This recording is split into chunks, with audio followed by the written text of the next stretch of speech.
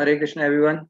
A warm welcome and very good morning on this beautiful morning. And today we are going to discuss our Bhagavatam series. So, today we are going to discuss about the fifth chapter. So far, we have covered fourth chapter from the first canto, which is creation. The chapter 1 was the questions by the sages. The chapter 2 was divine services, divinity and divine services. The chapter 3 we learned that Krishna is the source of all incarnations. And the chapter 4 we just saw the trailer of Narad Muni coming to the Vyasadeva. Now in this chapter, we are going to see how the Narad Muni and Vyasadeva conversation went and what we learned from this chapter. So I would now like to invite our esteemed speaker, His Grace Madan Sundar Prabhu, to shed us some light on the chapter 5 and how it's important and give a synopsis. So I welcome Madan Sundar Prabhuji. Hare Krishna. Thank you, Shikaku, and thank you all the audience. Is my voice okay? Is it audible? Yes, Prabhuji. Okay. Om Namo Bhagavate Vasudevaya. Om Namo Bhagavate Vasudevaya. Om Namo Bhagavate Vasudevaya. Narayanam namaskritya naram chaiva narottamam devim saraswatim vyasam tato jayam udirayat nashtaprayeshu bhadreshu nityam bhagavata sevaya bhagavati uttama shloke bhakti bhavati nashtaki krishnaya vasudevaya devaki nandanaya cha Nandagopakumaraya Govindaya Namo Namaha. Om Ajnanatimirandasya Jnananjana Shalakaya Chakshurunmilitam Yena Tasmai Shri Gurave Namaha. Namo Vishnupadaya Krishna Prishtaya Bhutale Srimati Bhakti Vedanta Swaminiti Namine. Namaste Saraswate Devi Gauravani Pracharine Nirvishesha Shunyavadi Pashyataya Deshatarine. Namo Mahavadanyaya Krishna Prema Padayate Krishnaya Krishna Chaitanya Namane Gautase Namaha. Panchakalpatarubhyascha kripa sindhubhya cha patitanam pavanebhyo vaishnavebhyo namo namaha. He Krishna Karuna Sindhu Dinabandhu Jagatpate Gopesh Gopika Kanta Radha Kanta Namastate Tapta Kanchana Gaurangi Radhe Vrindavaneshwari Vrishabhanu Sute Devi Pranamami Hari Priye. Jai Shri Krishna Chaitanya Prabhu Nityananda Shri Advaita Gadadhar Shivasadi Go Bhaktavinda. Hare Krishna Krishna Krishna Hare Hare Hare Ram Rama Rama Hare Hare. So Hare Krishna, welcoming all of you once again. We're going to start with the fifth chapter for today. Let's do a very quick recap of what we have discussed so far. I hope all of you are able to see the presentation. Okay. So, in the previous week, we had discussed the fourth chapter, first canto, titled Appearance of Sri Narad Muni. In this, there were, you can say, 3 to 4 questions were asked by Shaunakadi Rishi to Sutta Goswami. And the questions were, first, what is the history of Srimad Bhagavatam? So we know, O revered Sutta Goswami, you heard it from Sukadeva Goswami. We also know that Sukadeva Goswami heard from Srila Vyasadeva. But from where did Srila Vyasadeva got this knowledge? How did it all begin? That's the first thing. And where did Vyasadeva get inspiration to compile Srimad Bhagavatam? Second question was about Sukadeva Goswami.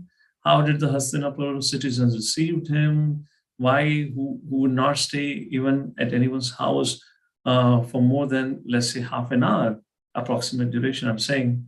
In a sense, it is compared, what is being described is, the Sukadeva Goswami would not stay at house of any household no more than the time it takes to milk a cow, which is generally considered around 30 to 40 minutes, whatever is the time. So who did not stay for so long, how did he decide to spend 7 days, 7 nights with Parikshit Maharaj? What was the scene about it?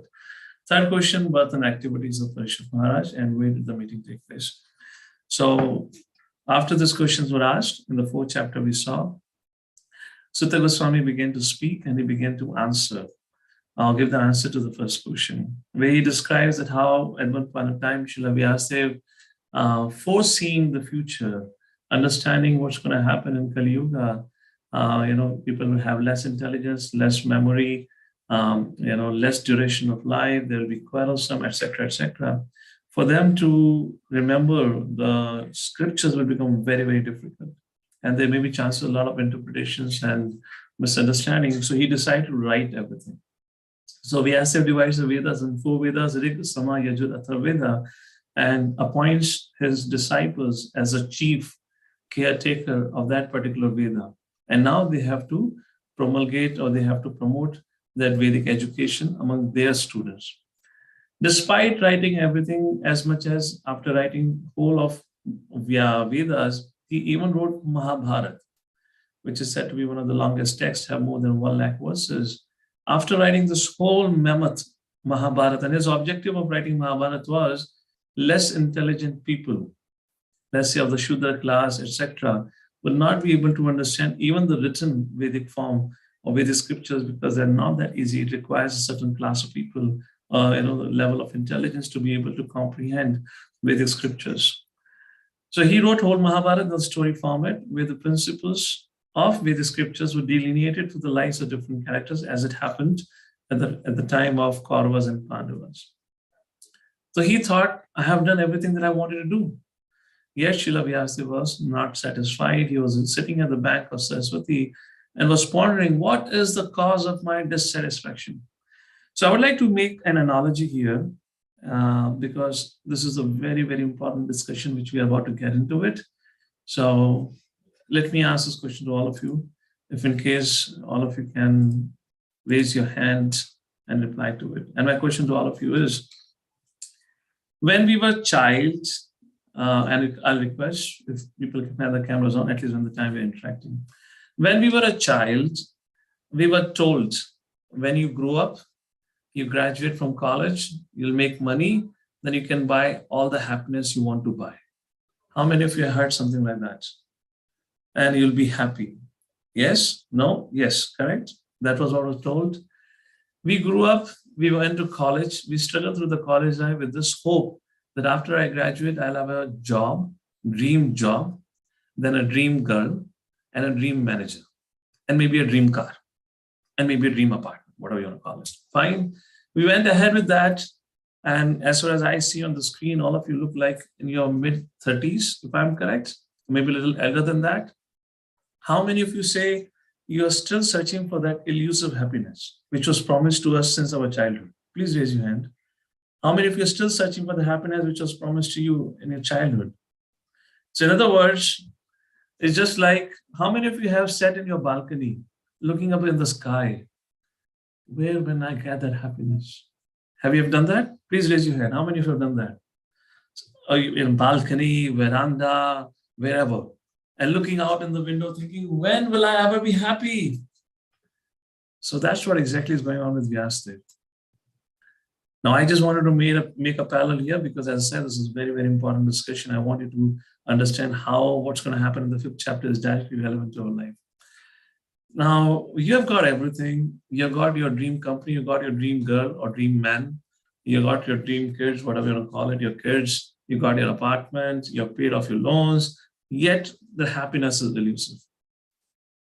Now, in case of Srila Vyasadeva, For you, you have done everything that was told to you will give you happiness. In case of Srila Vyasadeva, he had done everything what he thought will give him happiness. But Srila Vyasadeva is still not happy. While thinking like this, Nagmuni arrives at the scene. And that's where the chapter 4 ended. Nagmuni arrives at the scene. Srila Vyasadeva, who's a disciple of Nagmuni, gets up from his place, welcomes Nagmuni, serves him, and that's how the chapter 4 ended. And now we enter into chapter 5.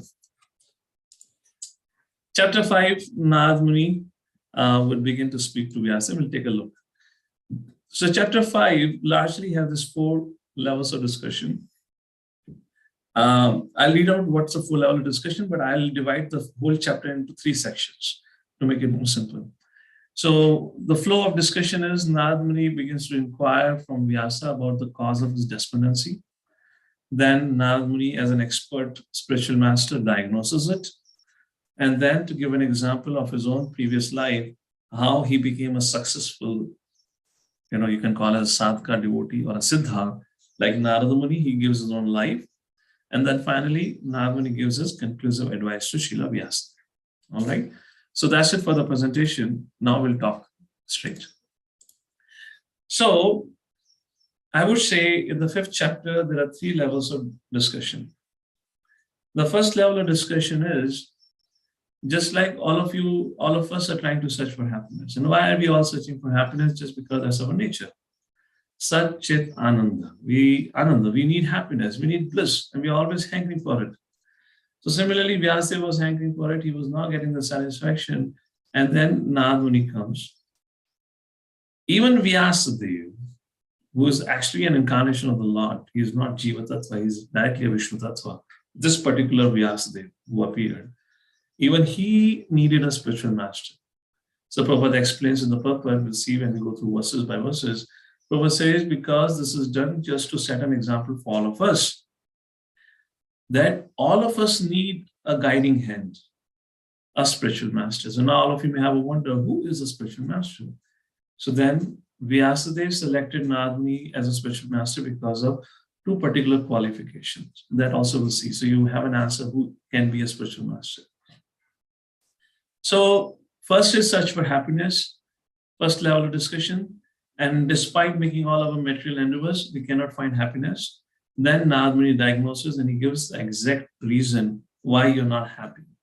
So that's the second level of discussion, the diagnosis, where what we have done wrong in our life so far, because of which we are not experiencing the happiness.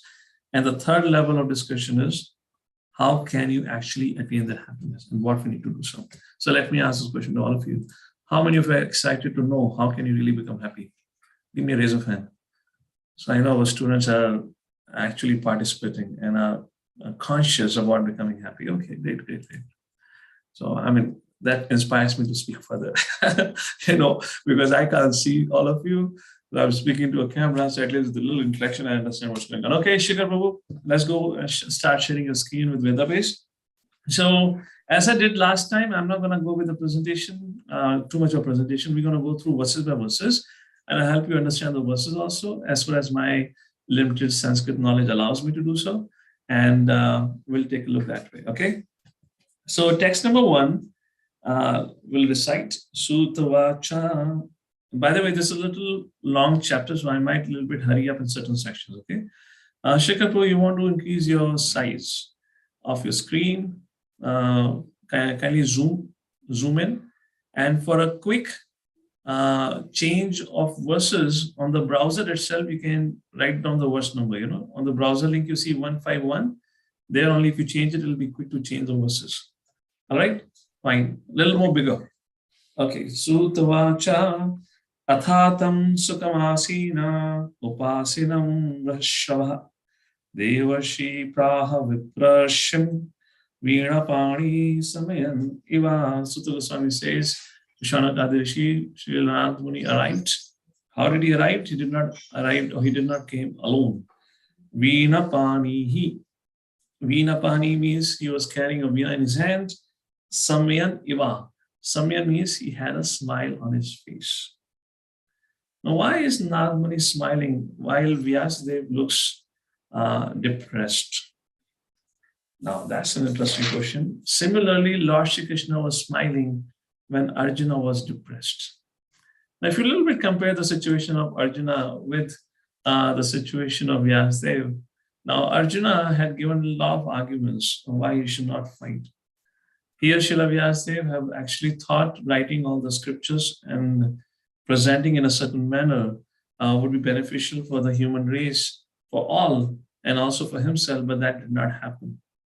So, the smile is a factor that, if I say in Hindi, कहते हैं, अब आया ऊंट पहाड़ के नीचे.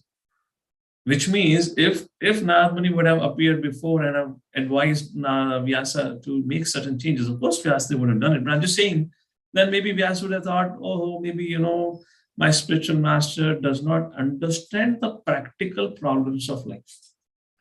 He is too much into transcendence. He doesn't know the reality of life, so he's not understanding my whole objective of writing scriptures in certain manner. How many of you, Shekhar, you don't have to keep the slide up on the screen when I'm done with the shloka. It's only for the time of recitation. You can close it. So how many of you have had an experience, if in case you have any mentor or counselor, and when there is a subject of a discussion and the mentor and advisor tells you something and you feel, you don't really understand me, Prabhu or Mataji. You're too much into transcendence. I know the practicalities of life. I'm a ground worker and I know what's going on. To be able to present an idea, we need to have a certain way of, writing, speaking, whatnot. So that's the reason now Nagmuni is smiling. So now Vyasadeva is completely hopeless. Now he's going to listen to me. That's the background where Vyasadeva is, Nagmuni is smiling. So question number 2, shloka number 2 now. We can have the shloka. Naradavacha Parasharya Mahabhaga Bhavata Kachidatmana Paritushyati Sharira Atma Manasa Evava Parasharya Mahabhaga. So here Nagmuni said, Mahabhaga, you are most fortunate. Why? Parasharya, you are the son of Parashar Muni. You have had a great parentage. You have had a great learning. Bhavataha Kachidatmana. So, are you satisfied? Bhavata Kachidatmana. Atmana means self-realization. Paritushyati, satisfied by identifying the path of self-realization with Sharira and Manasa. By saying the path of self-realization is identical with dealing with the needs of the body or the mind, or saying body and the minds are the objects of self-realization. So, Srila Vyasadeva, are you satisfied? Text number 3. Jigyasitam shushampannam apite mahad adbhutam kritavan bhratam yastam sarvartha paribramhitam. And now Nagmuni says, hey Vyasa, not only you have had a great parentage, Parashar Muni, you are well studied. You are greatly learned. And you are the one who is credited with writing the greatest literature, Mahabharata. Why are you still dissatisfied? Text number 4. Jigyasitam adhitam cha brahma yattat sanatanam tathapi sochasi atmanam akratartha iva Prabhu. And Srila Vyasadeva, not only have written Mahabharata, but he also credited with writing the Vedanta Sutra, which has 555 shlokas, I believe divided into 4 or 5 chapters, which is nothing but concise prose describing or delineating the most confidential and the complicated knowledge in the most complicated manner, actually. You have compiled the most complicated and difficult text, Vedanta Sutra. That's all right. We can take out the screen now. So why are you depressed? So looking at the tone of the language, how many of you agree? Srila Vyasadeva Nagmuni is a little sarcastic toward Vyasadeva. So Vyasa, very learned, great author, great parentage. In your and my case, big IT professional, double PhD, successful man, but you're still depressed. So then Vyasa said, yes, yes, my dear master, I am depressed. Text number 5, Vyasadeva begins to speak. Vyasa vacha asteva me sarvam vidam tyoktam tathapi natma paritushyate me tanmulam afyaktam agadabodham prachamahi tvatma bhavatma bhutam. This is more or less, we can draw an analogy, a comparison with Arjuna surrendering to Krishna. Karpanya dosho pahata sabhava prachami tvam dharma samuda chetaha yashrehasya nishitam rohitan me shishyastiham sadhimam tvam prapannam. So the first line here, I'll not go into much details because the summary will take time, but at least I have given a hint for those of you who can study further. So let's take a look at the first 2 lines. What Vyasa said, my dear Nagmuni, you have perfectly understood that I am not satisfied. Tanmulam avyaktam agadabodham. You are agadabodham. Agadabodham means who knows past, present, future. You know everything. Prachamahi.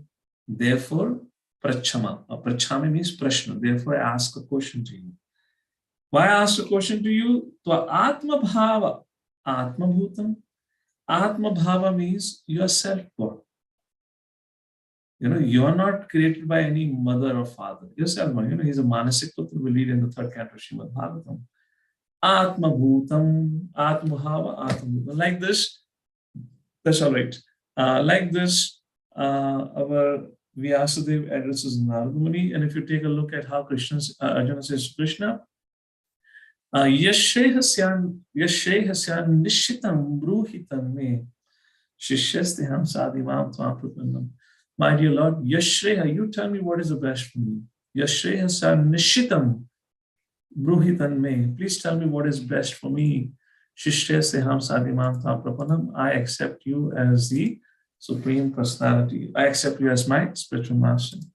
So, similarly, Srila Vyasadeva, who is not an ordinary person, he is in fact a Supreme Personality God in himself, acting as a sadhaka, is taking a shelter of his Guru Narada Muni, which is the most difficult thing in this world today.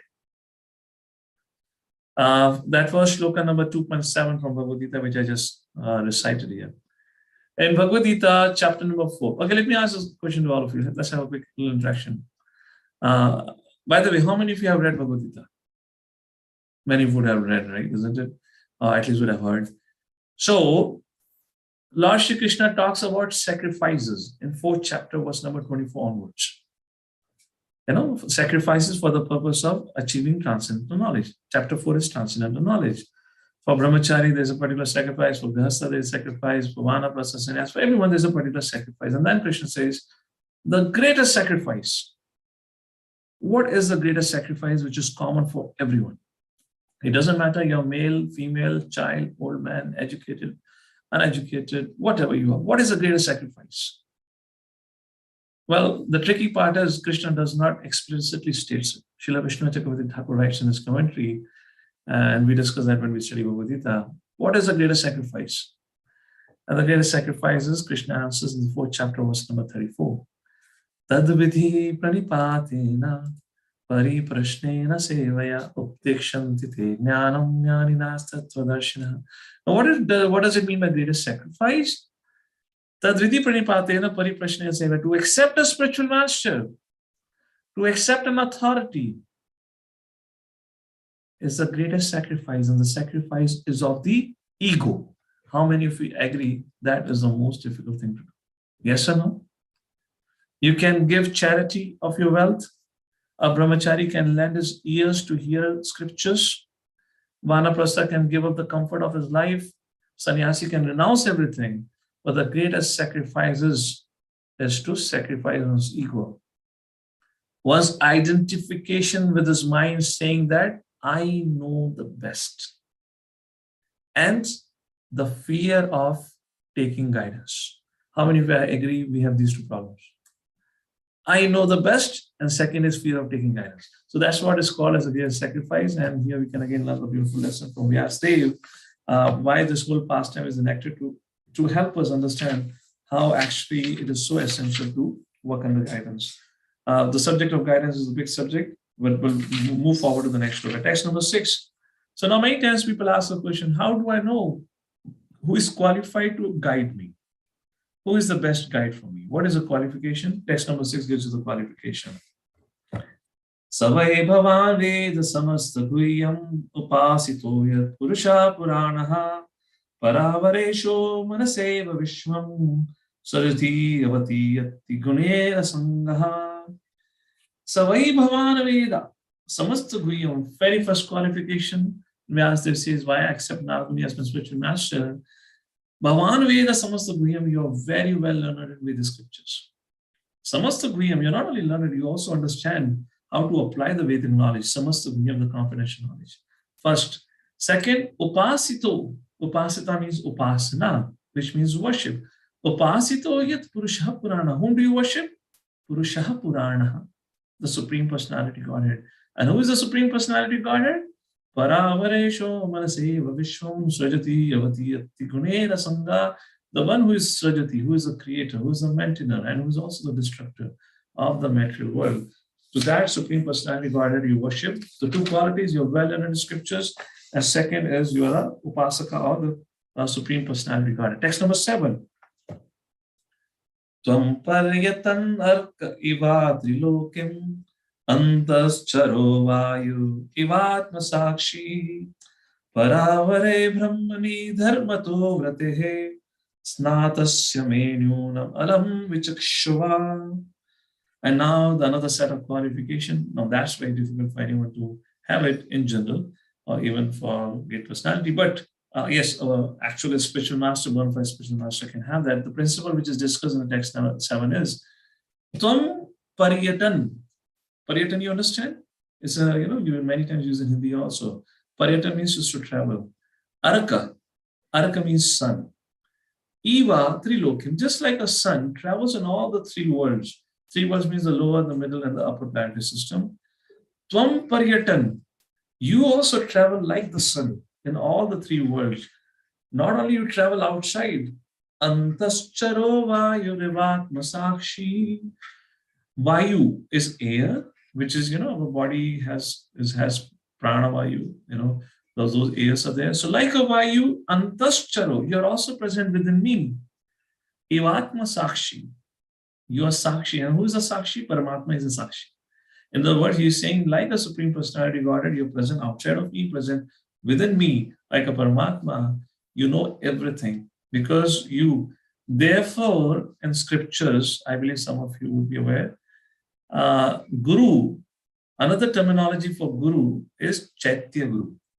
Chaitya Guru means who is a manifestation of Paramatma, which means the spiritual master has a clear relationship with the Paramatma where he can understand what's going on in the hearts and in the lives of the disciples. In general, that's Sanskrit understanding.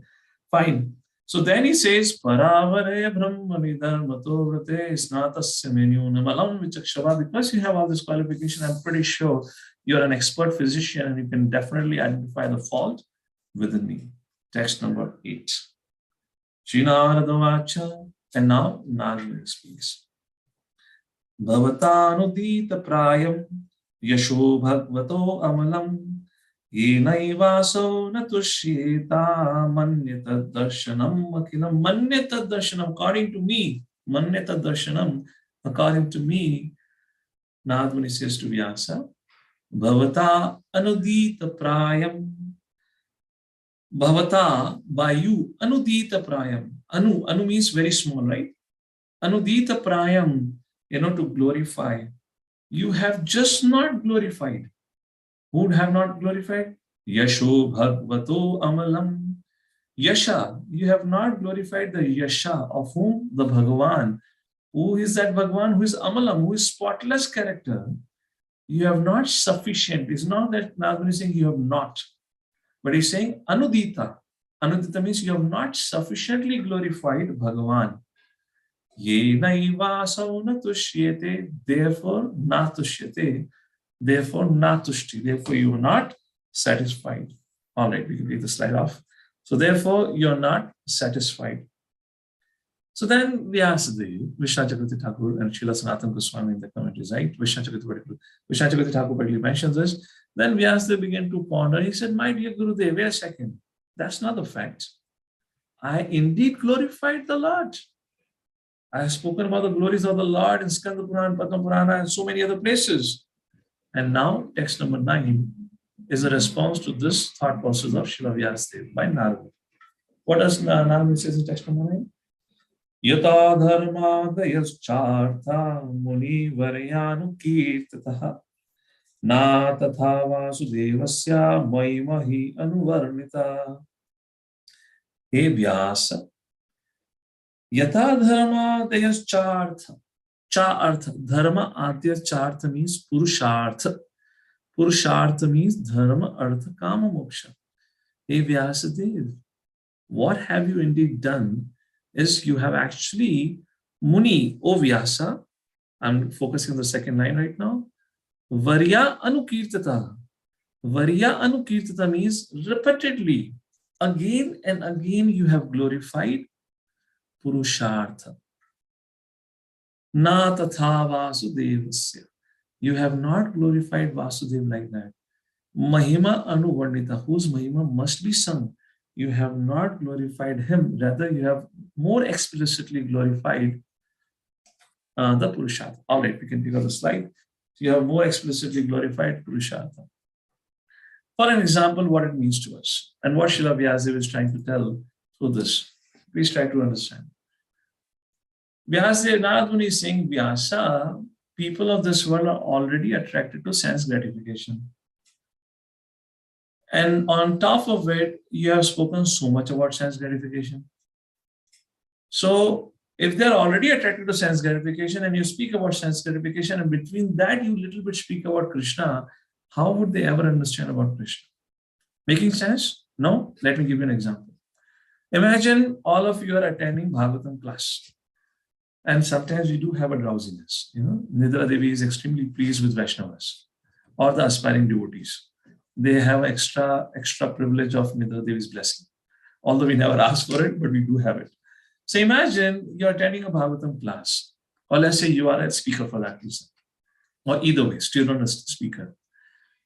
And during the whole class, you spoke about many things, or let's say you heard about many things. And during the class, the speaker spoke about, today the Sunday love feast menu is, there is going to be a rabdi, jalebi, aloo, puri, papad, and Kashmiri pulav. And then at the end of the class, you ask the audience, so what do you remember? How many of you agree everyone will remember the menu as it is? Raise your hands. Yes or no? You got the point. Okay, yeah, I'm not making a particular point here, but I'm just saying what was Narada's concern about Vyasadeva putting extra emphasis to Purushartha. That's the point. Because the living entity is naturally attracted to sense gratification, not naturally attracted, because being in this creation for so long, default nature has become like that. On top of it, you have done like this. Not fair job. That's why Nagmuni had a concern for this. All right. Text number 10. So the first lesson which we can draw up to now here, the first lesson which we can draw is even a Vyasadeva being such a great personality needed a spiritual master. Second point that we discussed so far, what was the cause of Vyasadeva despondency? He has not glorified the Lord enough. Third, what are the qualifications of a guru? Qualifications of a guru is one should be well learned, not only well learned, but also should know how to apply the Vedic knowledge. Second quality, he should be a Upasita, Purusha Purana, should be Upasita, worshipper of the Lord. And third, of course, that is particular to Narada Muni, that, so we'll focus on two qualities in general like that. Fine. So now, text number 10 and text number 11 are the verses that you really want to learn. Very, very beautiful verses. Prabhupada would often quote this. So now Narada Muni says, hey Vyasa, there are two kinds of literatures. Materialistic literature and spiritual literatures. But he does not tell what literature you have composed.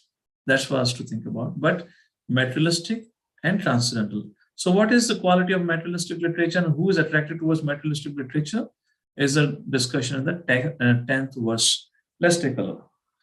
Nayat vachaschitrapadam hare yasho jagat pavitram praganita karhichit tadvaya santi tamushanti manasa nayatra hamsa nirmanti shikshayaha. Na means not. It starts with not as well, okay?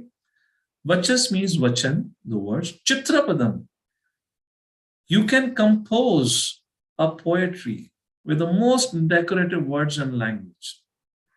But if it does not, that poetry, writing, your speech, if it does not, although that most eloquent speech and the most perfect writing, if it does not Harer Yashu, does not sings the glory of the Lord. And what is the glories of the Lord? That's the second line. Jagat Pavitram Praganita Karhichit. The glories of the Lord can purify the entire creation. If it is not done, then who is attracted to such writing when you don't glorify the Lord? Third line. Tadvayasam Titamushanti Manasa. Tadvayasam. Tirtha. It is a holy place for the people who have a crow-like mentality. Vayasam means crow-like mentality. Na yatra hamsa. Parantu. Na means not. But those who has a consciousness of a swan, hamsa, they do not get attracted to such mundane literatures. All right, Shiva. So it does not get attracted to some mundane literatures. So there are two categories of people being discussed. One is a crow-like mentality. Second is a swan-like mentality. Swan-like mentality people are purified souls and sages who are always attracted to sing, hear, and discuss the glories of the Lord. Whereas those who are like crow, what does mean by crow? Crow is somebody who's attracted to trash, dustbin. You always see that crows are sitting on top of a dustbin. Crow-like mentality. To paraphrase this verse, if Nagmuni would have to speak in today's time, he would say, those whoever are attracted to big boss, kabhi saas bhi kabhi bahu thi, and those who are attracted to news channels, Hari Bol, tadvayasam tirtham usanti manasa. If Nagmuni would have to speak today, okay? So those kind of junk things, in other words, jokes apart here, such things where we have an attraction which does not actually glorifies the Lord, actually destroys our consciousness. How it destroys our consciousness, I'll speak about in a short while. Text number 11. Tatva visargo janata gaviplavo yasmin prati shlokam avadhavati api namanyanantasya shankitanyat shanvanti gayanti gananti sadhava. So this is about spiritual literatures. Tadvag, tad means that, vag, vocabulary, visarga means creation. Janatag viplavo yasmin prati shlokam. That creation which actually glorifies the Lord. Janatag viplavo can bring about a massive revolution in the consciousness. Yet, abadhavati api, even though api means yet or api, abadhavati means improperly composed. Even if such transcendental words or writing or speech is imperfectly composed, yet it can bring about transcendental revolution of the consciousness of all living entities. Why? Namani anantasya yashom kitaniyat shanavanti gayanti gananti sadhava, because it glorifies the name, the rupa, the lila of anantasya yasham kitaniyat, which must be glorified. That is the Supreme Personality Godhead. That should be shanavanti, should be heard. Gayanti should be sung. Gananti should be accepted by sadhavas. Those who are saintly disposition people, they hear, they sing, and they accept such spiritual literatures, transcendental works, even they are vadhavati api, imperfectly composed. And here there is a beautiful purport. I'll give you just a synopsis of it. It's for all of you to read it. Let's not go into the purport, Shikhar. We'll take a time. I'll just summarize it. So here, Prabhupada talks about the crisis. Take off the screen, please. Prabhupada talks about the crisis here. You know, when Prabhupada was writing this particular canto, working on this particular chapter, a crisis was hit. Just like the world is under crisis today. We were recovering from one crisis and we are faced with another crisis. For some of us, there could be an economic crisis. For others, there is a crisis of life. Because the world is too interconnected today, crisis of one place brings crisis for everyone else. So there's, as you understand, I'm giving a reference to Ukraine-Russia war. There's a crisis going on. A lot of time people ask about what to do, what is the solution? The solution to deal with that crisis, any crisis given in this purport. Please mark this as a golden purport. As I said before also, I'll tell you which purports are golden purport. It doesn't mean that other purports are not golden purport. If this is a golden purport, then other purports of Prabhupada are diamond purports. But I'm kind of super emphasizing this for certain reasons. So Prabhupada gives an answer for how do you deal with crisis. And while Prabhupada writing this purport, India-China war was going on in 1961-62.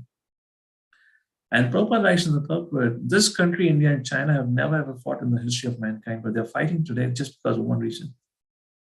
You know what's the reason?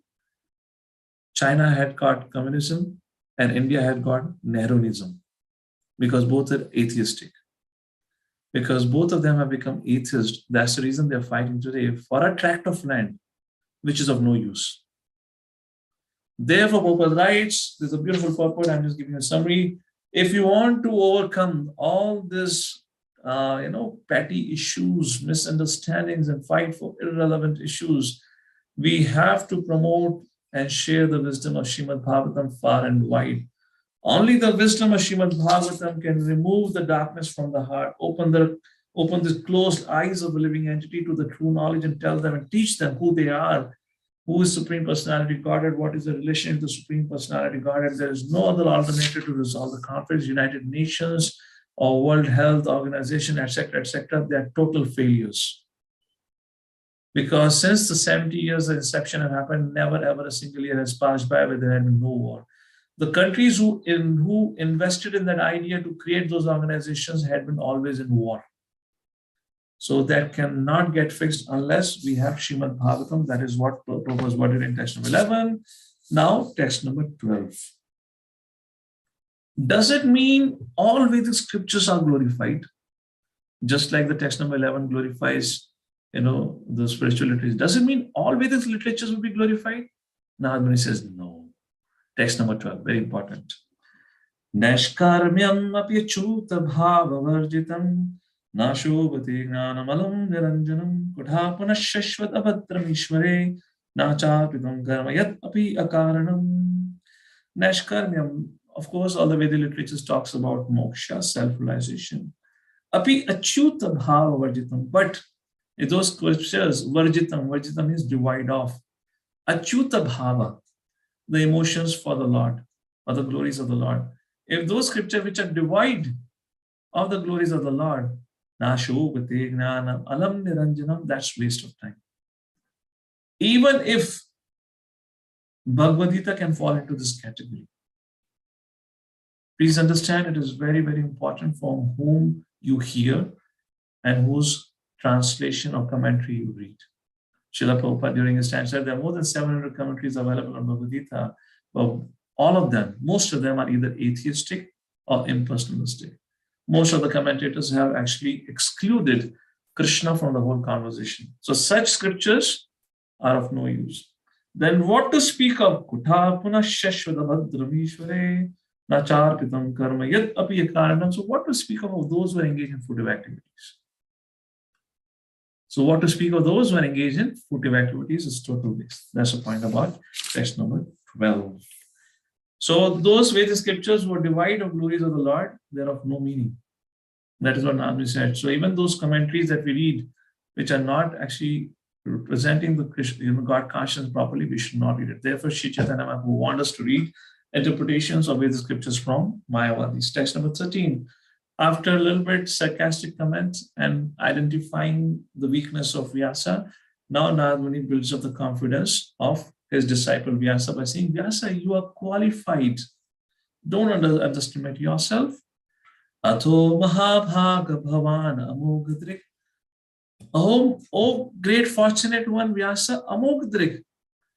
You have, Amogdrik means faultless vision. You can also see past, present, future. Suchi Shrava, Satyarato Dhrityavata. You are Suchi Shrava. You are clean. You have taken a vow for truthfulness. Dhritvata, you are determined in your vows. Urukramasya khila bandha mukte samadhina nusmaratad vicheshtam. And you're always meditating on Urukrama. And you know very well, Urukramasya khila bandha mukte. One who takes shelter of Urukrama, that is Trivikrama, that is the Supreme Personality Godhead, can free him from all the bondages. A very beautiful purport again.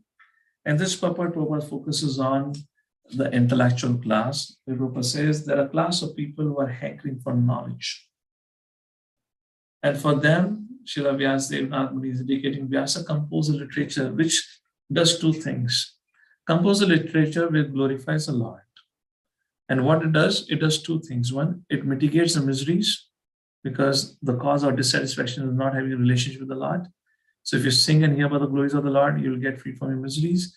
Second, a literature which will satisfy the hankering of the intellectual class, which are always hankering to learn more. Okay, let me ask this question to all of you.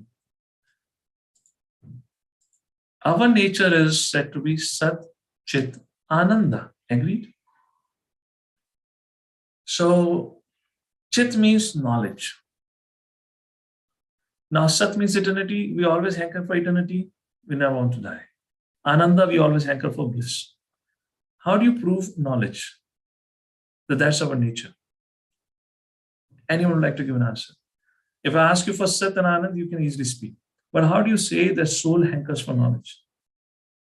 What does knowledge mean? Sat, Chit, Ananda, Chit, what does it mean? All right, because time is short, nobody's giving an answer. Mother Sita, your finger is up. I would not say your hand is up. So go ahead with your, you're trying to give an answer. Go ahead. Unmute yourself, please. Where are you? Oh, you can't unmute. Yeah, you can unmute now. Try again. By nature, the soul wants to be in light. Knowledge means to be in light. None of us like to be in darkness. In darkness, we can trample over things and destroy everything. Thank you. Good attempt. The answer for that, okay, Vani Shri, unmute yourself. Let's hear from you. Hare Krishna, Prabhu. The basic intrinsic quality of the soul to always, that inquisitive nature. I want to know this. I want to know more. Right? That anchoring nature of inquisitiveness is Thank the you. intrinsic quality. That's the correct answer. Curiosity is the answer. I'll just make one word and move forward now. I hope you got it. Curiosity is the answer for it. So Prabhupada is focusing on that curiosity. People read mundane newspaper day in, day out, rather than let them hear about Krishna. And his pastimes are unlimited. So therefore, Vyasadeva, you should come. So these are the two reasons. Text number 14, where Vyasa says, now I'm not going to read verses. I'll just go through, give you the summary of it. Text number 14, Nagmuni says, hey, Vyasa, without glorifying the Lord, everything else is useless because such writings only agitate the mind. Text number 14. Then Vyasadeva thought, hey, wait a second, Nagmuni. I did all that. Please understand my inner desire. Why did I glorify Purushartha? Nagmuni said, yes, why did he glorify it? And Vyasa says, I glorified Purushartha because I wanted to attract the minds of the people to scripture. If I don't speak about what they like to hear, how would they come and listen to me? Yes or no? Yes or no? And then Nagmuni chastises. He says, you dash. You should speak direct Krishna consciousness. Text number 15. Please pay attention to it. Jugapshitam dharma krati anushashitaha swabhavaraktasya mahanvyati kramaha yadvakyato dharma iti tarhastito namanyate tasya nivaranam janaha. People are already inclined to enjoy, and you encourage them in the name of religion. This is verily condemned and is quite unreasonable. Translation, I'm reading the translation, and it's quite unreasonable. They are guided under your instructions, and they'll accept such activities in the name of religion and will hardly care for prohibitions. In other words, Nagmuni is saying, you have misguided them. You should speak directly, write directly.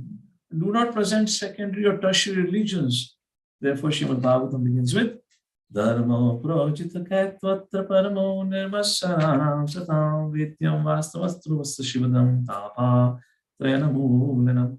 So Srimad Bhagavatam begins with a pure Krishna Katha. There is no secondary or tertiary religion involved in it. And that is what Nagmuni told Vyasadeva in text number 15.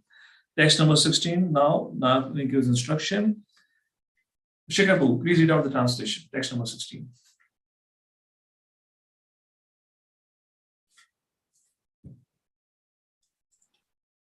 The Supreme Lord is unlimited. Only a very expert personality, retired from the activities of material happiness, deserves to understand this knowledge of spiritual values. Therefore, those who are not so well situated due to material attachment should be shown the ways of transcendental realization by your goodness through the description of transcendental activities of the Supreme Lord. Yes, in essence, please speak directly. Don't do all this thing. You should speak directly about the Lord and the Bhakti. Why? Now the glories of Bhakti comes in verse number 17. Very, very beautiful verse. Tyaktva sadharmam charana bhujam hare. Tyaktva ka matlab hota hai giving up. Swadharma, the occupational duties. One who has given up his occupational duties. For what? Charana bhujam hare. To accept the lotus feet of the Supreme Personality Godhead. Bhajan apakvo tapate tato yadi. Even if bhajan apakva, pakwa, paka hua, apaka hua.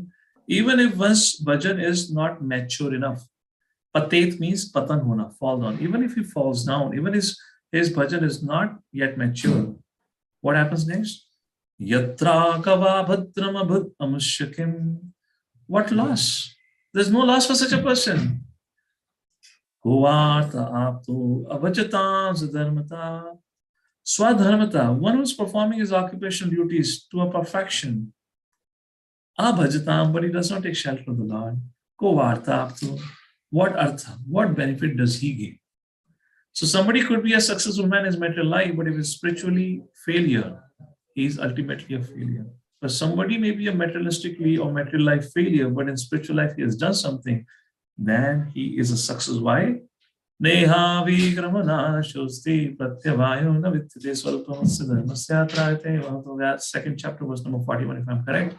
Where Krishna says, I can save you from the greatest danger if one takes shelter of me or bhakti, practices bhakti. Prabhupada in the purpose give example of Bharat Maharaj, Ajamil, etc. etc. Text number 18, another very fantastic verse. Nagmuni says, what should be the aim of life? What should be our objective? If any one of you have a wonder what should be your objective, this is a shloka. You want to memorize this. The best way to memorize shloka is a shloka which speaks to you about what you should be doing. And this is one shloka that you really want to memorize because this is for each one of us. It defines what should be objective or what should not be the objective. Tasyeva hetu prayati kovidu. Tasyeva hetu prayati kovidu. Kovidu means intelligent person. It behooves an intelligent person, prayatet, prayatna. I'm kind of making a similarity between Sanskrit and Hindi for you to get it easy. So for an intelligent person should make such endeavors. What endeavors? Na labhyate yad brahmatam upari adaha. Na labhyate yad brahmatam. You should make endeavors for such things which na labhyate. You cannot get brahmatam, brahman, uppar, adaha, bottom, by making a brahman from top to bottom, which means by traveling in this material world from Brahmaloka to an ant. That labh which you cannot get here, that you should aim. So my question to all of you, we can take off the screen. What is that labh which you cannot get in this world? What should be the objective of our life? Please type in the chat box. We can be quick with that. Whatever you feel like you can type. So I'll get an idea. And the answer is aim for spiritual world. Spiritual world. But that is not available in the material world. Aim for Krishna. That's the point here. Why we should aim it? Please go back to the verse. Talabhyate dukkhavat anyatha sukham kalena sarvatra gabhira ramasa. Why you should aim for that? Talabhyate, just like nobody wants misery. Misery comes on its own account, all of us will react to that. Kalena sarvatra, according to time, just like misery comes on its own account, please understand Vyasadeva. And through Vyasadeva, we should understand. Similarly, happiness, materialistic happiness comes on its own account. There's no point making the endeavor for that. There's no point making that as a goal of life. The goal of life should not be money. Goal of life should not be 3 BHK, 5 BHK, apartment to a Mercedes Benz to a foreign trip. The goal of life should be which you cannot find in this world. And that is Krishna Prema. Why? Because the results are permanent. Text number 19. My dear Vyasa, even though devotee Lord Krishna sometimes falls down somehow or other, he certainly does not undergo material existence like others, which means foodie workers.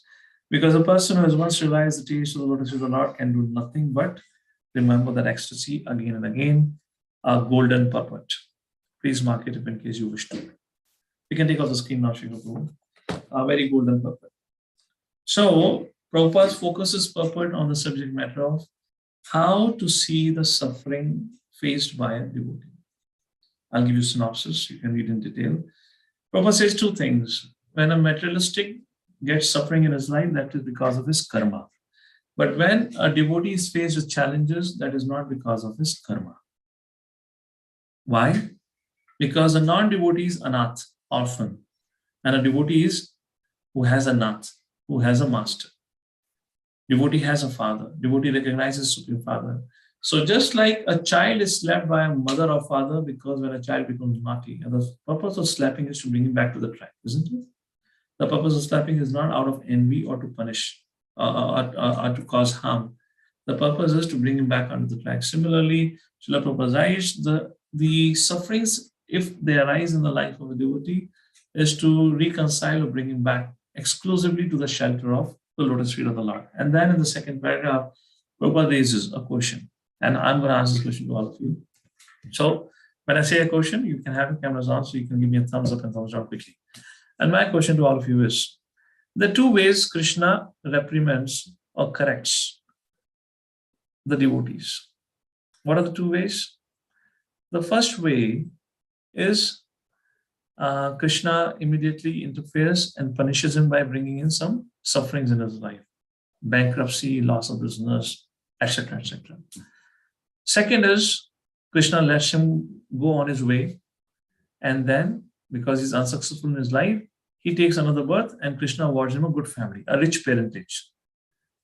Because he has everything to take care for his needs of the body, he's provided an opportunity to take to bhakti again.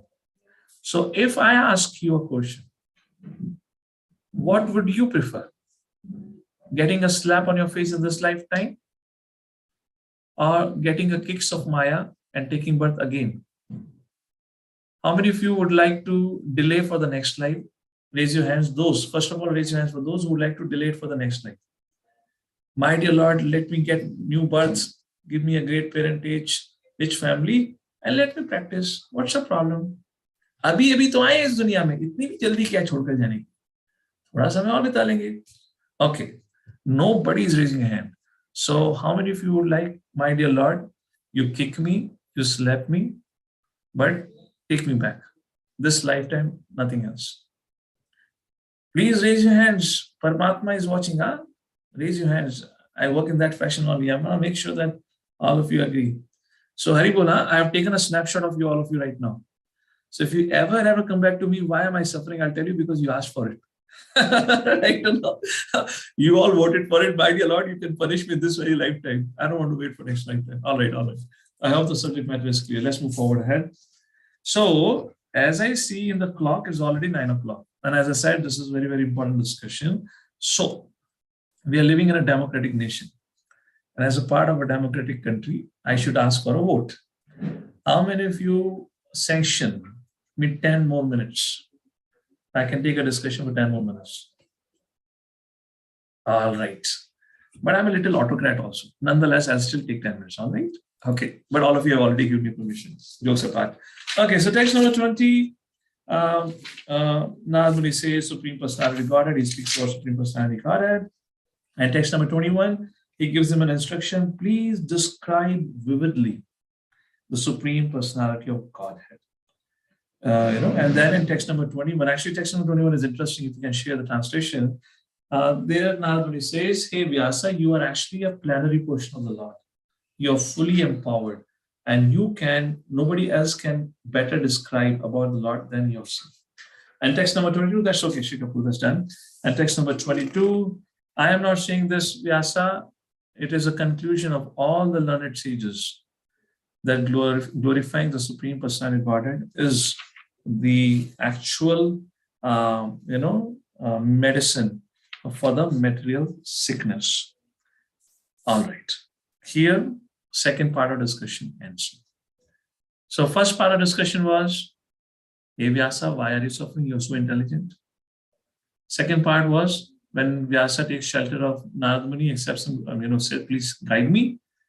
So there's another point here. As a principle, let me mention it. Only speak when you're asked to speak. Don't assume person needs my guidance. You see in the same Krishna-Arjuna Samvad, and you see between Narada and Vyasa. Vyasa asked, I accept you. You are my guru. Please find out the fault in me. Please guide me. Only then if you speak, your words will be taken carefully. And if we give, unwarranted advice, nobody is going to listen. And therefore, Narada was actually sarcastically glorifying Vyasa. So that was the second part where Narada Muni identified, because you have not glorified, and he chastised because you have glorified Purushartha, that's your fault. Now, to explain how bhakti is so glorious, Narada Muni briefly speaks about his life, which I'll very quickly summarize for all of you. So let me share my screen. I'll do that from the presentation. That will be quick. So from text number 23 onwards, Narada Muni begins to speak about his life. He says, Vyasa, listen, let me give you an example of my own life. And he talks about how I became what I am today, Narada Muni. All right, and this is one of my favorite stories because it has a very, very deep lessons. But let's focus on some of the things right now. So what was Narada Muni's previous life? Narada Muni describes, this is from verse number 23 onwards, okay? I'm not going to look into the book. I'm going to speak from the presentation. He says, in the previous life, I was born as a son of a Shudrani, a significant son of a maidservant. So much so that Narada Muni did not bother even to name his mother. What was the name of her mother? And there is no mention of the father. You can understand how insignificant birth was. Prior to this birth of Narada Muni as a son of a Shudrani, 2 lifetimes before, he was a Gandharva who had got cursed because in a sabha of where the songs of glorification of the Lord was going on, he had got attracted to another person. Because of his sages cursed him, and he had to come to planet Earth, take a birth as a son of a Shudrani or a maidservant. Then what happened? It was a very, very common day birth, no special qualification. But to his good fortune, Narada was a 5-year-old boy. That time, sages came to the ashram where Narada, the boy, and the mother was residing. And the mother got an opportunity to serve the sages by cooking for them. And Narada, the boy, got the opportunity to serve prasadam to the sages. And that is how bhakti started for Narada.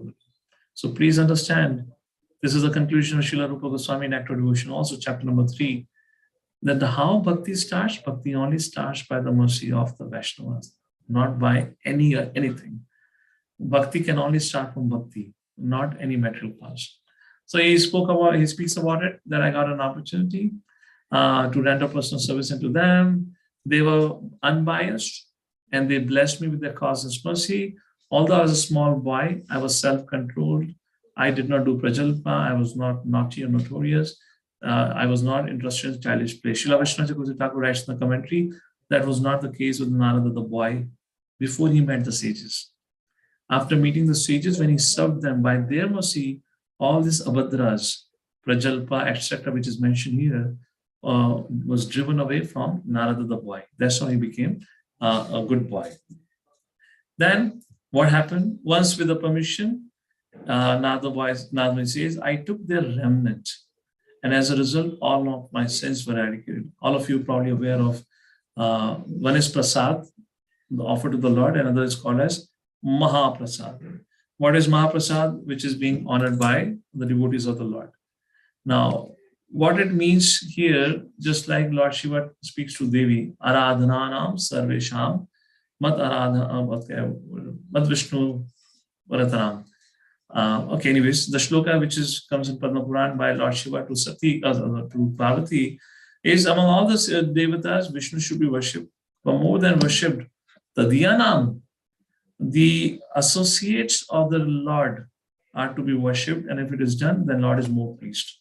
Similarly, one is prasadam of the Lord, but it becomes Mahaprasadam when it is a remnant of a pure devotee of the Lord. Now the boy accepted that. That's the reason.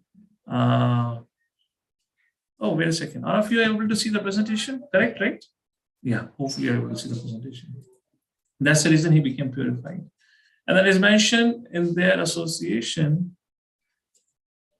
Okay, where are we? I'm confused. So it is mentioned that in their association, he got an opportunity to hear Krishna Katha, and by gradually hearing and by honoring their remnants and by the causes of mercy, his heart became attracted, became purified of anartha, became attracted to Krishna Katha. Like this, by regular attentive hearing, he developed taste for Krishna consciousness. And when this transcendental taste became very strong, now his attention became fully fixed on hearing about the Lord. Nashta prayeshu bhadreshu nityam bhagavad seva. That's what is happening now. And as a result, the mode of passion and ignorance vanished. Tadarajastamo bhava kama lobhadayasya chaitayatanavitam stam satve prasidhiti, which are described in the 2nd chapter of 1st Canto. So all those stages are happening. When I became attracted to hearing about the Lord, when I became fixed in my hearing, I got purified of Rajaguna and Tamaguna. And I loved those devotees. And with their gentle behavior, I strictly followed their instructions. And then they were about to depart when Chaturmas 4 months ended. When they were about to depart for their journey, they instructed me in Bhakti Yoga, the art of using everything in the service of the Lord, which is Karma Yoga, which Nagmuni will speak in a short while. And then they departed. Stop sharing. Yeah. So this is the discussion that goes up to verse number 26 or 27 approximately. This goes up to text number 30. So now the sages have departed. They instructed me in the science of Bhakti Yoga, and they passed away. Not they passed away, they walked away. And then 31 onwards, Nagmuni begins to instruct again Vyasa on the science of Karma Yoga. And what is the theme about from 31 to 40? I'm not going to elaborate 31 to 40 because all of you are studying Bhagavad Gita. You all understand very well what is Karma Yoga. Just like Lord Shri Krishna says in Bhagavad Gita, 3rd chapter, verse number 9, Yagnarthat karmano netra lokoyam karma bandhana. If anyone performs work other than for the pleasure of the Lord, that work binds him. Tadartham karma kaunteya. But if that work we perform for the pleasure of the Lord, mukta sangha samachara, that becomes the cause of liberation. Which means the theme from 31 to 40 verses, work. The same work can cause bondage, and the same work becomes a cause of liberation. We don't have to change work. We have to change how we perform the work. Not how we perform the work, we have to change the consciousness of our work. When we do a work, we are naturally very much attached to the result because we think it is for us.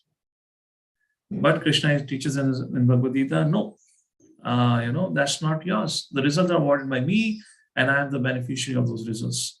We have to use in the service of the Lord. And that is the discussion goes here. And beautiful analogy is given in text number 33 and 34. In 33 says, "O good soul, does not a thing applied therapeutically cure a disease which was caused by that very same thing?" So Karma Yoga is discussed. Just like because of work you became bondage, similarly by work you can also become liberated if it is done as in yoga. Text number 34, when all men's activities are dedicated to the service of the Lord, those very activities which caused his perpetual bondage becomes the destroyer of the tree of work. So that's a discussion. Finally, so here now we're saying engage everything in the service of the Lord. In text number 37, we can show the text number 37. Nagmuni gives the mantra to Vyasadeva.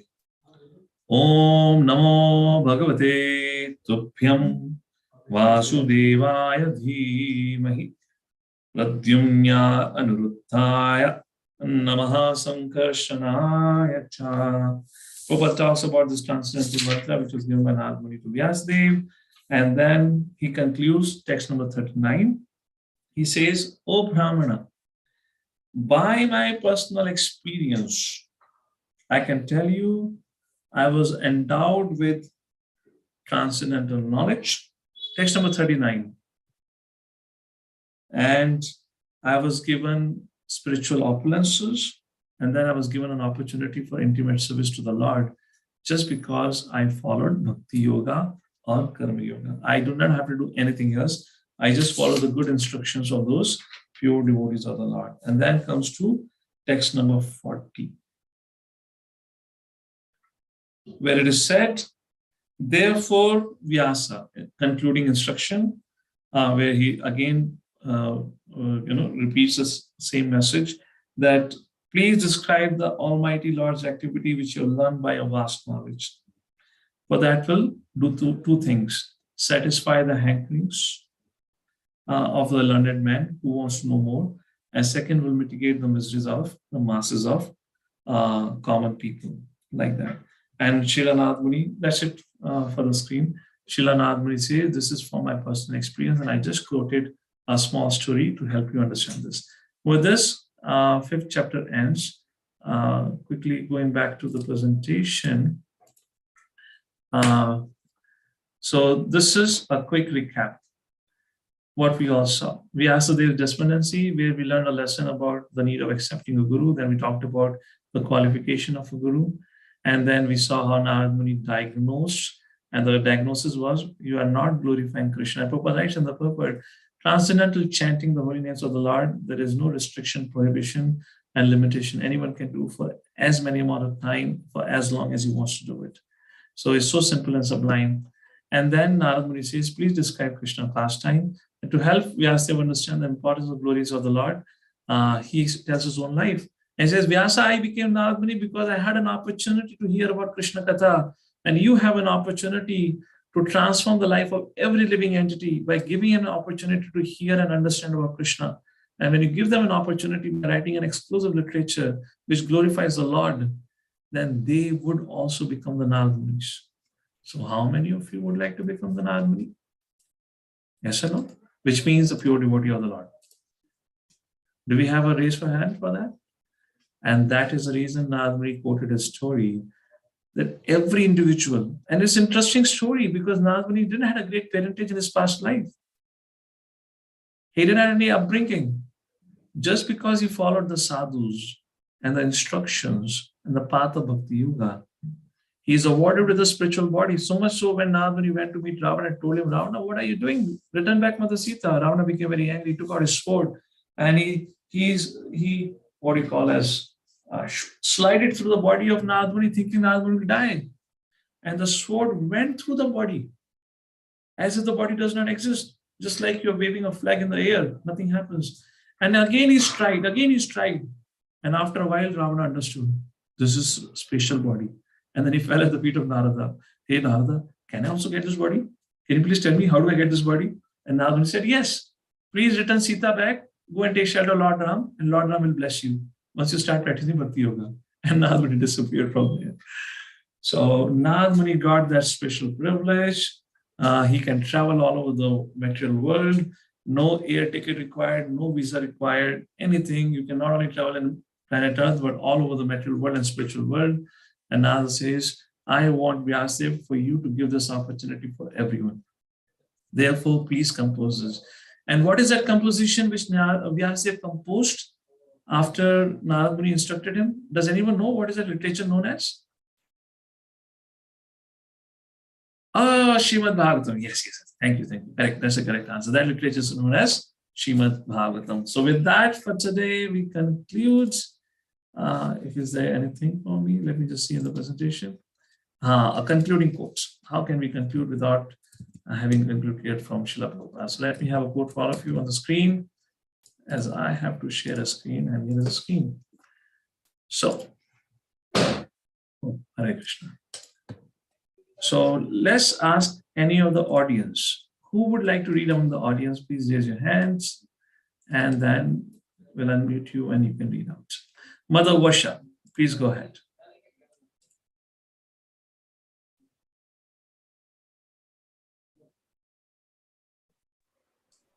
Mother Vasha, can you unmute?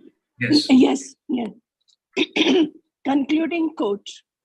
Narad Muni has just explained this by his personal experience. The whole idea is that simply by hearing about the Lord's pastimes, one can become one of the associate of the Lord. Narad Muni has eternal life, unlimited knowledge, and unfathomed bliss, and he can travel all over the material and the spiritual world without restriction. One can attain to the highest perfection of life simply by attentive hearing of the transcendental pastimes of the Lord from the right sources, as Sri Narad heard them from the pure devotee Bhakt Vedantas in his previous life. This process of hearing in the association of devotees is especially recommended in this age of Kali. Hare Thank Krishna. you. So the key message is, more than reading, hearing is important. Yeah. So please do not miss out on this opportunity to hear. And therefore, we, for this program of Bhagavat Prakash or Bhagavat Live, we didn't create it only a reading engagement. We wanted also a hearing engagement. Of course, we didn't want to go into many details because it will be too long a program for all of you if I start getting into the details of it. So we thought, why don't we have a summary study? At least you get a high-level overview of it, some important lessons for you to think about, and gives an opportunity for you to study. So that's the whole perspective of this initiative and the program that we're doing. So please do make sure, if in case you get to, if you get busy and get to miss out on the session, do hear it, because that gives you the right perspective on it. And some of you have asked, is this program is open? Yes, this program is open. You can always invite your friends, family members, and other devotees. So I don't know why people are having doubt. This is a community, this is a service for the devotee community. So anyone is welcome to attend these programs. And we are still in the beginning of the first canto, so devotees can always join us. There's no issue about it. All right. So with that, we pause here for today. Jagadguru Srila Prabhupada ki, Srimad Bhagavatam ki jai. If there are any questions or comments, I'm available to take it now. Hare Krishna Prabhuji. So those who have questions can please raise your hand and we'll unmute. I can see Sunny's hand raised. So Sunny ji, ask your question. Hare Krishna Prabhuji. Prabhuji, it is said that 94% of our scriptures are lost. So Prabhuji, वो 94% के अंदर कुछ ऐसी चीज भी गई है कि जिसके अंदर glorification भगवान का हो, क्योंकि अभी no problem. You study 6% in this lifetime, your life is successful. All right. We'll focus on 94 in the next lifetime. Hare Krishna. Yes. Okay. Next question, if there is any. I don't see any question as of now. Okay, 2 hands raised. Mother Sita physically raised her hand. That's the reason you're not able to see. Okay. So Mother Sita, go ahead. I saw your hand up. So unmute yourself. Hare Krishna Prabhuji. As you said, Yes. it becomes difficult to preach when we are punished by the Lord, because we are a wrong example then. How do we tell them by following the Lord, everything will be fine? No, I didn't understand the question. Say that again, please. You said that Krishna punishes us to purify us. Yes. When it becomes difficult to preach, then the world sees us suffering. They said you are not the right example. Oh, okay, wonderful. So I'll paraphrase this question for everyone. When we are into trouble, then we become a bad example for others. We are only in a bad example when you don't have a smiling face. If you have a smile on your face, you're a perfect example. I'll tell you, back in Columbus, Ohio, we were having a first Rath Yatra. And Mother Malati, Srila Prabhupada disciple, who is the GBC of that place, I categorically remember she got up onto the Rath, right at the temple, at the back of the temple when Rath was about to start. She took on the mic. Around 100, 200 devotees would be there. And she said, I have a very important announcement for all of you. So I was like, yes, Mother, what's an important announcement? You know what she said? Please, devotees, make sure put a smile on your face, because that is the best preaching when you go out. Don't have a morose face, because people will see, oh, even they are having a morose face, so what happiness would they give us? So I'm just quoting one example, many examples can be given on that regard. Fine if the situation has happened in such a way that you're actually really going through a challenge, then take a shelter. Take shelter, that's the time to take shelter of Guru and Vaishnavas. Take shelter of the scriptures like Srimad Bhagavatam. Take shelter of the holy names of the Lord. Internalize Krishna consciousness by making sincere prayers, and that will give us strength. That will give us strength, and we will be able to deal with it. And there are so many examples of Prabhupada disciples who are in a very, very severe health crisis. There's one mother from New Vrindavan, I don't remember her name right now. She became a role model for whole of America. I don't know how many of you know the story. This is almost 20 years ago. She had got a very severe stage of cancer. Almost every single part of her body was paining. Your question is about how to preach. Yeah, that's what I'm saying. How to preach on that. What to do in that situation. Her every single part of the body was paining. But whoever would go to her, people will go to her thinking that we should pacify her. Rather, she would pacify them by saying that this is a mercy of the Lord. By her smile on her face, she shocked one live program she was invited to. And the host of the program, American host, asked, how can you be smiling in such a difficult situation? She said, no, this is the grace of the Lord. I'm experiencing the grace. I don't feel any pain. Bhakti Tirth Maharaj is another example. So at times, words makes a difference. At times, just our facial expression. And of course, this is not something which we can imitate and emulate. This has to be an experience within us. And as I said, before that experience comes, we might have to internalize our Krishna consciousness. Maybe we need to take a break from our material engagements and focus more energy on the spiritual activities so we experience the reciprocation of the Lord. All right? All okay. right. Thank you, Prabhuji. So next is Hindu Radhika Devi Dasi Mata. Hare Krishna, Prabhu. Prabhuji, I just wanted to put the telling just about Purushartha. So Sorry, what your is that voice- actually? Purushartha is what it is, and why he was telling that it is more materialistic, and it's not you're not glorifying the God. So what is there in the Purushartha that he has not been glorifying? I wanted to clarification on that. Purushartha means dharma, artha, kama, moksha.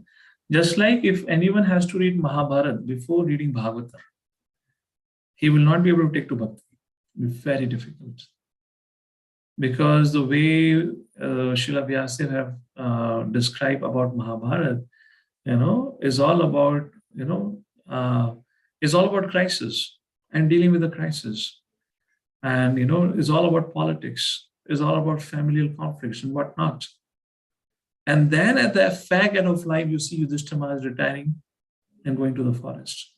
Dhritarashtra was pushed into the forest for Vidura. So then it again becomes a retirement program. That is not bhakti. Bhakti is not a retirement program. Purushartha idea puts bhakti as a retirement program. And therefore in India is so common. All of us would have heard, Beta, abhi to aap naujawan hai. Beti, my dear daughter, you're a young girl. Why do bhakti now? Do after retirement. How many of you heard this? This is the conclusion of Purushartha. But Prahlad Maharaj was doing bhakti before even born. Dhruv Maharaj did bhakti at 5-year-olds. So bhakti does not wait for anything. That is why Nagmuni is criticizing Vyasadeva here. You have overemphasized Purushartha. Therefore, in our society today, it has become a retirement program. Yes or no? And after retirement in today's society, after retirement, who is actually retired? Post-retirement, there is another job people are doing. They're running here and there. Therefore, Srila Nagmuni is chastising. You should speak directly. Speak Krishna Katha, only that will purify. And tell me, isn't that all of us are able to practice Krishna consciousness, whatever level we are practicing? So it's doable. It's not as impossible. So Nagmuni wanted that opportunity for all of us. And if Vyasadeva would not do it, then who will do it? Lord incarnated as Vyasa for that purpose. If you will not do it, who else will do it? You are supposed to speak about Krishna consciousness, so write directly. That's the purpose, okay? Okay. Shikha, you're muted. Okay, Prabhuji. So next question is from Radha Radhe Mataji. Mataji, you can unmute and switch the camera if possible and ask your question. Hare Krishna, Danas Pranam Prabhuji. Thank you very much for your wonderful class, Prabhuji. One small doubt or question, whatever. Prabhuji, Narad, the boy in his previous life was a 5-year-old boy and he got the mercy of the sages, but still he had to take another life to perfect. And just now, few minutes back, you told me that who would like to go back home by perfecting in this one lifetime? So I'm a little confused. As devotees, will we have to take a next lifetime, or we can perfect in this lifetime? In this life, Narada boy took his next life as a Siddha, Narad Muni. He did not appear like how you and I have appeared. He appeared from the mind of Brahma in his spiritual form. So that means Narada the boy perfected his life, isn't it? Yeah. Got it now? So Narada the boy perfected his life. In the same lifetime, in the one lifetime. In the same lifetime, he perfected. He didn't have a rebirth again. Narad Muni is not a case of rebirth. Narad Muni did not appear from the copulation of a mother and the husband and wife. He's not because of the semen. No, he is a Manasik Putra of Brahma. He didn't have to go through any of that, the birth sufferings of the birth. As we undergo. Yeah, he's not a seminal child. He's a Manasik Putra. Yeah, understood. So he got that, and the rest of the story will be discussed in the 6th chapter actually. What happened when the sages left? That is how the 6th chapter begins, where Vyasadeva would ask, but what happened when sages left? How did you live your life, rest of your life, and how did you become like this? And then Nagmuni explains about the rest of the life, which is another beautiful section in the next chapter. Okay, Prabhu? Yes, Prabhu. Thank you so much. So we have one more question, Prabhuji. Maybe Prachi Mataji, you can unmute. Hare Krishna, Prabhuji. Dandvat Pranam, Prabhuji. Yes, ma'am. So thank you for a wonderful overview of 5th chapter, Prabhuji. I have 2 questions, very small. In text 9, in purport, Prabhupada says that the root cause of despondency of Vyasadeva was his deliberate avoidance of glorifying the Lord. So how do we understand it was deliberate avoidance? Like जानबूझ के किया उन्होंने ऐसे? So he mentions now, I wanted to attract people. As I said, Srila Vishnu Chakravarti writes, Vyasadeva was thinking that he wants to attract people to scriptures, and his idea was gradual progress. Okay, got it. Purushartha brings you gradual progress. You know, dharma, artha, kama, but it is a subject matter of many lifetimes. But Nagmuni said, make it in a single lifetime. Why don't you directly speak about it? Yes. Understood. Okay. Just like we do a one-time program. We go to a college. We speak about time management. Although sometimes we are the worst in time management. Never come on time, never end on time. You know? And we speak about time management. Now we are doing it just to attract them, to make a connection where there is a time management is a need for students. Unless you deal with professionals, you talk about work-life balance. All the other life balance is off the hook. But we speak about work-life balance. So that's just to connect people. And then we again, whatever it happens, at the end of the day, we tell you are Atma, Krishna is the Supreme Lord. That's where we bring it. So that's a point. Yes. And but problem happened was Vyasadeva did a one-time program. But he never stopped doing one-time program. He kept on doing one-time program after one-time program. That's why Nagmuni had an issue. Arey Baba, finish one-time program. Now start Bhagavad Gita directly. For how long are you going to delay this? That's a And second question, Prabhuji, text 18, purport mein, Prabhupada says, miseries and mixed happiness are 2 features of material life, and they're obtained in Brahma Loka and other lokas also, life of demigods also. So, but I understand that Brahma Loka and demigods Loka are all material worlds, but हमने तो अभी तक ऐसे ये किया था कि, you know, upper planetary systems में means there is this birth and death, means miseries or, you know, like unhappiness or miseries are like in what form? I was just curious, or how they're there. Like, see, when Krishna says Dukhalayam Ashashvatam, he's not saying planet Earth is Dukhalayam Ashashvatam. Yes.